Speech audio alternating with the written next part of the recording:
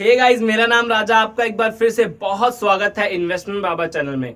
Guys, आज मैं आपको बताऊंगा कि एक कंपनी की शुरुआत कैसे होती है, कंपनी कैसे बनती है और कैसे जाके स्टॉक मार्केट में लिस्ट होती है। यानी मैं आज बात करने वाला हूं एक कंपनी के शुरू होने से लेकर स्टॉक मार्केट में लिस्ट होने तक के सफर के बारे में। तो दोस्तों, आज की वीडियो बहुत ही इंटरेस्टिंग होने वाली है, बहुत ही इंटरेस्टिंग, क्योंकि मैं आज आपको कोई बुकिश नॉलेज नहीं देने वाला। मैं आज आपको एक रियल लाइफ एग्जांपल से समझाऊंगा कि कैसे कंपनी बनती है और कैसे स्टॉक मार्केट में लिस्ट होती है। तो चलिए दोस्तों, वीडियो को शुरू करते हैं। लेकिन दोस्तों, आपसे मेरी रिक्वेस्ट है, अगर अभी तक आपने इन्वेस्टमेंट बाबा चैनल को सब्सक्राइब नहीं किया तो जल्दी से सब्सक्राइब कर ले, क्योंकि यहाँ पे आपको इन्वेस्टमेंट के साथ साथ बिजनेस और बिजनेस मोटिवेशन से रिलेटेड वीडियोस मिलती हैं। तो चलिए दोस्तों, हम वीडियो को शुरू करते हैं एक रियल लाइफ एग्जाम्पल से। मान लो दो दोस्त थे जिनका नाम था राहुल और राम। दोनों का शुरू से ही सपना था यार कुछ अपना करना है, खुद का कुछ अपना बिजनेस करेंगे। तो दोनों दोस्त थे। तो राहुल ने सोचा कि चल यार हम जूतों का बिजनेस करते हैं, एक कंपनी खोलते हैं। तो ये बंदा अकेले तो कंपनी खोल नहीं सकता था, इसके पास इतना पैसा नहीं था। तो इसने राम को कहा जाके, राम के साथ इसने पार्टनरशिप की। राम को बोला, राम ऐसा कर, तू आधा पैसा तू मिला दे, आधा मैं मिला लेता हूँ। तो दोनों के पास जो सेविंग्स थी, दोनों ने जिनसे जिनसे पैसे लेने थे उनसे पैसे लिए और किसी तरह से जाके अपना एक प्लांट खोला अपने ही एक लोकेशन पे। मान लो इनकी कंपनी का नाम था ABC कंपनी। जब इन्होंने अपना प्लांट खोला तो कस्टमर्स का वहां से अच्छा रिस्पांस आया। इनका बिजनेस मान लो ग्रो कर रहा था, बहुत ग्रो कर रहा था। तो इन्होंने सोचा क्यों ना हम अपना एक और प्लांट खोले उसी एरिया में, कहीं दूर लोकेशन पे। तो इनका बिजनेस ग्रो कर रहा था, काफी अच्छा रिस्पांस आया था, कस्टमर्स का फीडबैक आ रहा था। तो इन्होंने क्या किया, जो इस कंपनी से इन्होंने जो पैसा कमाया प्लस जो इनकी पुरानी जो सेविंग्स थी, सब कुछ डाल दिया दूसरी कंपनी में, दूसरा यूनिट अपना खोल लिया। अब इनकी कंपनी एक से कितनी हो गई, 2 हो गई। जब इनकी कंपनी 1 से 2 हो गई तो मतलब कि अब इनकी कंपनी काफी प्रॉफिट में चल रही थी, कस्टमर्स का काफी अच्छा रिस्पॉन्स आ रहा था। अब इनके पास तो पैसा ही पैसा था, क्योंकि 2 कंपनी हो गई थी, इनका बिजनेस भी ग्रो कर रहा था। अब राहुल ने सोचा, राम से बोला, यार क्यों ना हम अपनी कंपनी को प्राइवेट लिमिटेड कंपनी बना ले। तो राम ने बोला क्यों, क्योंकि अगर हमें फ्यूचर में जाके फंडिंग की जरूरत पड़ेगी तो हमें इजीली फंडिंग मिल जाएगी। ये प्राइवेट लिमिटेड कंपनी क्या होती है मैं इसी सेपरेट वीडियो में डिस्कस कर लूंगा, क्योंकि प्राइवेट लिमिटेड कंपनी अगर आप बना लेते हो तो इसके काफी बेनिफिट होते हैं आपकी कंपनी को। तो वो मैं किसी सेपरेट वीडियो में डिस्कस करूंगा। तो फाइनली इन्होंने प्राइवेट लिमिटेड कंपनी अपने आप को रजिस्टर करवा दिया, अपनी कंपनी को। जब इनकी 2 कंपनी हो गए थे, 2 प्लांट हो गए थे, तो काफी अच्छा रिस्पॉन्स आ रहा था। अब इन्होंने सोचा कि अब हम यहां पर नहीं रुकने वाले, हम अपनी कंपनी को और आगे तक लेकर जाएंगे। हम कि देश में नंबर 1 कंपनी बनना चाहते हैं, हमारा भी एक ब्रांड होगा, हमारा भी एक नाम होगा। तो राहुल ने सोचा, राम ने सोचा कि एक और कंपनी, क्यों ना एक और कंपनी खोली जाए। तो एक कंपनी और खोलने के लिए इनको थी फंडिंग की जरूरत। तो इनको एक ऐसे बंदे की तलाश थी जो इनकी कंपनी में, एक तो मैं आपको बता दूं, इनके पास एक ऑप्शन और है। अगर कंपनी खोलना है क्या कर सकते हैं, बैंक से लोन ले सकते हैं। पर लोन लेने से क्या हो जाएगा कि ये डेट में कंपनी आ जाएगी। ये अपने कंपनी को जो आगे रन करना चाहते हैं, ये चाहते हैं कि हमारी कंपनी डेट फ्री हो, कंपनी के ऊपर कोई भी कर्जा ना हो। ये बिजनेस माइंडेड थे, इनको पता है किसी को हमने पैसे नहीं देने हैं, किसी को हिस्सेदारी देनी, बदले में पैसा ले लेना है, लेकिन पैसे किसी को वापस नहीं देने हैं। तो इन्होंने क्या किया, इनका बिजनेस ग्रो कर रहा था, इन्होंने फाइनली एक ऐसे बंदे की तलाश कर ली जो इनकी कंपनी में इन्वेस्ट करता और बदले में ये उनको हिस्सेदारी देते। और उस बंदे को दोस्तों बोलते हैं एंजल इन्वेस्टर। तो उस एंजल इन्वेस्टर ने इनकी कंपनी में लगा दिया पैसा और बदले में इन्होंने क्या किया, उसको हिस्सेदारी दे दी। अब यहाँ पे दोस्तों कंपनी के प्रमोटर्स और एंजल इन्वेस्टर कंपनी के स्टेक होल्डर हैं।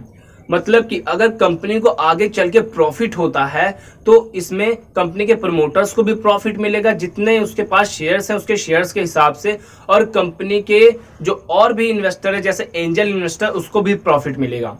तो यहाँ पे मैं बता दूं, पहले कंपनी के 2 ही पार्टनर थे, एक था राहुल और एक था राम, 50-50% के पार्टनर थे। लेकिन अब तीसरा पार्टनर आ गया इसमें, जिसने इनकी कंपनी में इन्वेस्ट किया है। तो यही होता है मतलब कि फायदा, अगर आपके पास पैसा नहीं है, अगर आप नहीं चाहते कि किसी के कर्ज के नीचे काम करें पैसा लेके उससे, तो आप यही कर सकते हैं कि अपनी कंपनी की हिस्सेदारी देके उससे पैसा ले सकते हैं। तो यही होता है इसका शेयर्स का फायदा। तो इन्होंने एंजल इन्वेस्टर से पैसा ले लिया और अपना तीसरा प्लांट खोल लिया, और इनका प्लांट बहुत अच्छे से रन कर रहा था। अब इन्होंने सोचा हम यहाँ नहीं रुकने वाले, हम बहुत ऊपर तक जाएंगे, अपनी कंपनी को ब्रांड बनाएंगे, नाम होगा हमारी कंपनी का। तो इन्होंने सोचा क्यों ना हम अपने 3 से 5 कंपनी कर ले, 5 या 6 कंपनी कर ले। और अब इन्हें तलाश थी एक ऐसे फर्म की जो इनकी कंपनी में अच्छा खासा अमाउंट लगाता और बदले में ये क्या करते हैं, उसको अपनी कंपनी के शेयर्स दे देते, हिस्सेदारी देते, यानी उसको पार्ट ओनर बना लेते कंपनी के। तो ऐसे फर्म को वेंचर कैपिटलिस्ट कहते हैं दोस्तों, वीसी कहते हैं।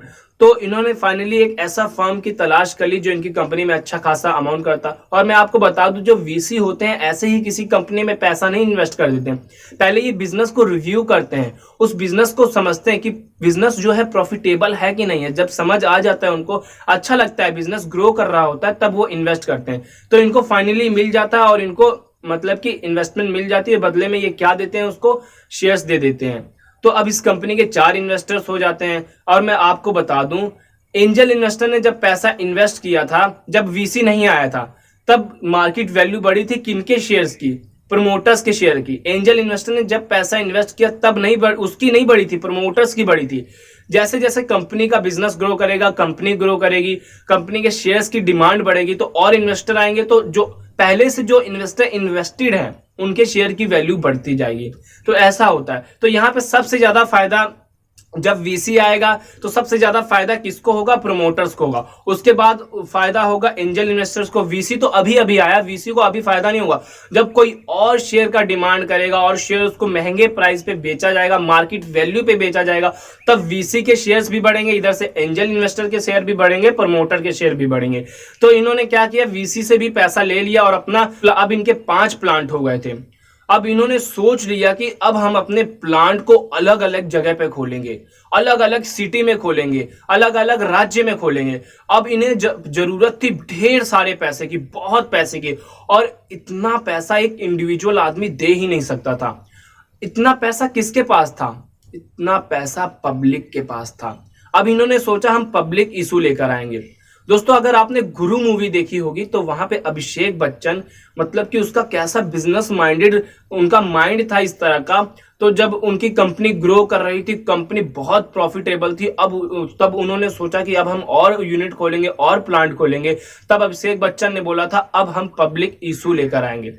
खैर, मैं क्लिप आपको दिखा नहीं सकता क्योंकि मैंने एक बार किसी का क्लिप लिया था थोड़ा सा, तो कॉपीराइट क्लेम आ गया था, तो मैं क्लिप आपको दिखा नहीं सकता। मैं डिस्क्रिप्शन बॉक्स में उस वीडियो का लिंक दे दूंगा। तो बहुत ही मतलब फिल्म भी बहुत ही मतलब कि मोटिवेशनल फिल्म है, मैंने बहुत इंस्पायर हुआ उस फिल्म से।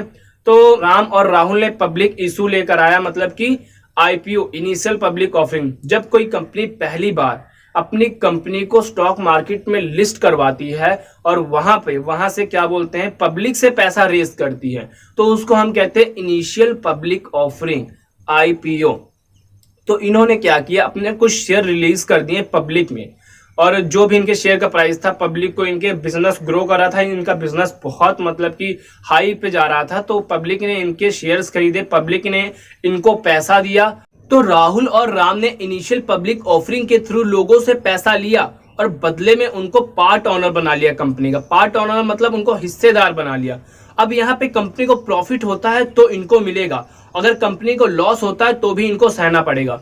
दोस्तों, यहाँ पे इन्वेस्टर्स को 2 तरीके से इनकम होती है। एक तो जो कंपनी डिविडेंड देती है, अगर कंपनी को बिजनेस में प्रॉफिट होता है तो कंपनी अपने इन्वेस्टर्स को डिविडेंड देती है। और नंबर 2, इनको कैपिटल एप्रिसिएशन इनके शेयर्स के ऊपर मिलता है। अगर ये अपना शेयर बेचते हैं अच्छे प्राइस पे तो इनको वहां से भी इनकम होती है। तो एक बात और मैं बता दूं दोस्तों, यहाँ पे 2 तरह की मार्केट होती है। जब राहुल और राम ने पहली बार स्टॉक मार्केट में लिस्ट होने से पहले अपने आईपीओ को लाया, यहाँ पे लोगों ने इनके आईपीओ में पैसा लगाया, इनके शेयर्स में पैसा लगाया, इनको शेयर्स मिला, और ये जो सारा प्रोसेस हुआ, खरीद बेच हुआ, कंपनी ने अपने शेयर्स बेचे, इसको हम कहते हैं प्राइमरी मार्केट। और दूसरी तरफ जब स्टॉक मार्केट में, स्टॉक एक्सचेंज में शेयर, कंपनी के शेयर लिस्ट हो चुके हैं और वहां पे लोग शेयर की खरीद बेच कर रहे हैं, इसको हम कहते हैं सेकेंडरी मार्केट।